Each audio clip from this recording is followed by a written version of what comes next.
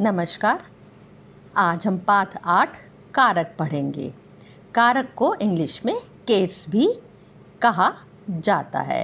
तो सबसे पहले कारक को समझने के लिए उसे एक उदाहरण के द्वारा समझते हैं। मैंने एक उदाहरण दिया, शिष्यों ज़मीन बैठकर गुरु प्रणाम किया। अब मैंने एक ये वर्ड सेंटेंस पढ़ा, शिष्यों ज़मीन बैठकर गुरु प्रणाम किया। तो ये वाक्य जो है हमें पढ़ने में और सुनने में बहुत अटपटा लग रहा है, बल्कि यहाँ पे सभी जो शब्द हमने यूज़ लिए हैं या काम में लिए हैं वो सभी शब्द सार्थक हैं। फिर भी ये वाक्य जो है इससे इसका अर्थ स्पष्ट नहीं हो रहा है। अर्थ जो है स्पष्ट इसलिए नहीं हो रहा है क्योंकि इन शब्दों का आपस में कोई भी संबंध या रिलेशन नहीं बन पा रहा है। तो देखो बच्चों, अब मैं इसी वाक्य को, शिष्यों ज़मीन बैठकर गुरु प्रणाम किया, इसी वाक्य को मैं इसमें कुछ शब्द लगा देती हूँ जिससे कि ये वाक्य जो है पूरी तरह से हमें उसका अर्थ जो है समझ में आ जाएगा। शिष्यों ने ज़मीन पर बैठकर गुरु को प्रणाम किया। यहाँ पे मैंने कुछ शब्द लगाए हैं, जैसे ने, पर और को, इन सब को मैंने लगाया है।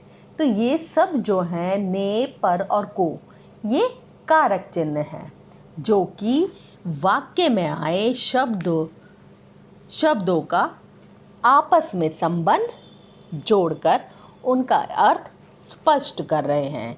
यानी इससे हमें पता चलता है कि कारक जो है उसका मेन काम क्या होता है कि कारक जो शब्द वाक्य में क्रिया का संज्ञा और सर्वनाम शब्दों के साथ संबंध बनाए उसे कारक कहते हैं। यानी संज्ञा या सर्वनाम शब्दों का वह रूप जो वाक्य के अन्य शब्दों के साथ उसका संबंध बताता है उसे कारक कहते हैं। जैसे उदाहरण मैंने बताया था, शिष्यों ज़मीन बैठकर गुरु प्रणाम किया। इसमें सभी सार्थक शब्द हैं लेकिन इसका अर्थ हमें समझ में नहीं आया, तो उसमें हमने कारक चिन्ह लगा दिए। शिष्यों ने ज़मीन पर बैठकर गुरु को प्रणाम किया, यानी हमने इसमें जो कारक चिन्हों का प्रयोग किया, यूज़ किया, जिससे कि उनका आपस में रिलेशन जुड़ा और हमें अर्थ स्पष्ट हो गया। कारक का अर्थ होता है क्रिया को करने वाला। तो इससे हमें पता चलता है कि कारक मतलब संज्ञा या सर्वनाम शब्दों का वह रूप जो वाक्य के अन्य शब्दों के साथ उसका संबंध बताता है उसे कारक कहते हैं। अब हम देखेंगे कि हिंदी में कारक के कितने प्रकार होते हैं। हिंदी में कारक के 8 प्रकार होते हैं। वो हैं कर्ता कारक, कर्म कारक, करण कारक, संप्रदान, आपादान, संबंध, अधिकरण, संबोधन। और इनके आगे जो ये लगा है ना, कर्ता, ने, कर्म, को, करण, से, तो ये जो ने, को, से, को लिए, को के लिए, से, का के, की, में, पर, ये सब जो हैं कारक के परसक चिन्ह हैं। परसक चिन्ह कह सकते हैं आप इसे, या फिर आप कह सकते हैं कि ये कारक के चिन्ह हैं। तो इनको याद करने का बच्चों सबसे इजी तरीका ये होता है कि इसको राइम की तरह याद किया जाए। जैसे कर्ता ने, कर्म को, करण से, संप्रदान को के लिए, अपादान से अलग होने के अर्थ में, संबंध का के की, अधिकरण में, पर, संबोधन हे अरे। तो इसको बहुत इजी याद हो जाएगा जब इसको राइम करके आप बोलेंगे, कर्ता ने, कर्म को, करण से, संप्रदान के लिए, आपादान से, संबंध का के की, अधिकरण में, पर, संबोधन हे अरे। तो ये सब जो हैं ये कारक के चिन्ह हैं। तो इसको हम और उदाहरण के माध्यम से इस तरह से समझ सकते हैं। सबसे पहले हमने लिया कर्ता, तो कर्ता का कारक चिन्ह है ने। तो इसका जब हमने वाक्य में प्रयोग किया तो हमने क्या पढ़ा, मुस्कान ने कार्य कर लिया। तो ये हमने ने को यूज़ में लिया। कर्म का कारक चिन्ह है को। पिताजी ने चूहे को भगा दिया। करण का था से या के द्वारा।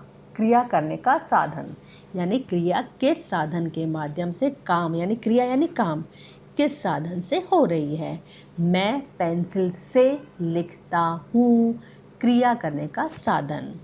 संप्रदान। संप्रदान का मतलब होता है, इसका कारक चिन्ह है को, यानी किसी को कुछ देने के भाव में, किसी व्यक्ति को आपने कुछ दिया या के लिए। माँ ने बेटी को उपहार दिया, किसी को कुछ देना। पिताजी भैया के लिए नया पेन लाए, क्योंकि संप्रदान का कारक चिन्ह है को और के लिए। अपादान। अपादान का कारक चिन्ह है से, यानी जिसमें अलग होने का अर्थ हो या तुलना हो, या भय के अर्थ में अलग होना, यानी जैसे पेड़ से पत्ता गिरा तो पत्ता जो है पेड़ से अलग हो गया। ठीक है। तुलना रीना मीना से लंबी है, कंपैरिजन जिसमें हुआ तो तुलना के अर्थ में। भय यानी डर के यूज़ में। माँ छिपकली से डरती है, ये भय के रूप में। संबंध का कारक चिन्ह है का के की रा रे री। अब इसको हम वाक्य में प्रयोग कैसे करेंगे। रवि का घर कुशल के घर के पास है। मेरा घर तुम्हारे घर के पास है। अधिकरण का कारक चिन्ह है में और पर। बच्चे कक्षा में बैठे हैं। अध्यापक बोर्ड पर लिख रहा है। संबोधन यानी किसी को बुलाना या संबोधित करना। हे और अरे उसका कारक चिन्ह है। हे ईश्वर कृपा करो। अरे इधर तो आओ। कारक चिन्ह में कुछ विशेष चीज़ों का हमें ध्यान रखना चाहिए। कारक का प्रयोग करते समय वाक्य का रूप बदल जाता है। जैसे पिताजी काम करते हैं, पिताजी ने काम किया। पिताजी को काम करना है। कारक लगने पर प्राय ज़्यादातर जो होता है संज्ञा और सर्वनाम का रूप भी बदल जाता है। जैसे वह बच्चा नॉर्मल मूल रूप है, जब इसके अंदर हम कारक लगा देते हैं तो हम कहते हैं इस बच्चे ने। तो ये जो कुछ चीज़ें हैं वो हमें ध्यान रखनी चाहिए।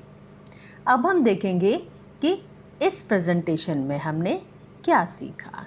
इस प्रेजेंटेशन में हमने सीखा कि जो शब्द वाक्य में क्रिया का संज्ञा और सर्वनाम शब्दों के साथ संबंध बनाए उसे हम कारक कहते हैं, या संज्ञा या सर्वनाम शब्दों का जो रूप वाक्य के अन्य शब्दों के साथ उसका संबंध बताता है उसे कारक कहते हैं।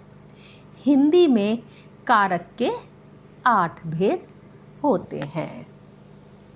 वो है कर्ता कारक, कर्म कारक, करण कारक, संप्रदान, अपादान कारक, संबंध कारक, अधिकरण और संबोधन कारक। इन सब के अपने कारक चिन्ह हैं। कर्ता का है ने, कर्म का है को, करण का है से और के द्वारा, यानी काम किस चीज़ की सहायता से हो रहा है, किस वस्तु की सहायता से काम किया जा रहा है। क्रिया करने का साधन क्या है। संप्रदान भी मैंने आपको बताया, इसका कारक चिन्ह है को, जिसमें होता है किसी को कुछ देने का भाव। अपादान से इसका परसग या कारक चिन्ह है, इसका मतलब होता है अलग होना, तुलना करना या भय के अर्थ में। संबंध काके की रा रे री। अधिकरण में और पर। संबोधन हे अरे।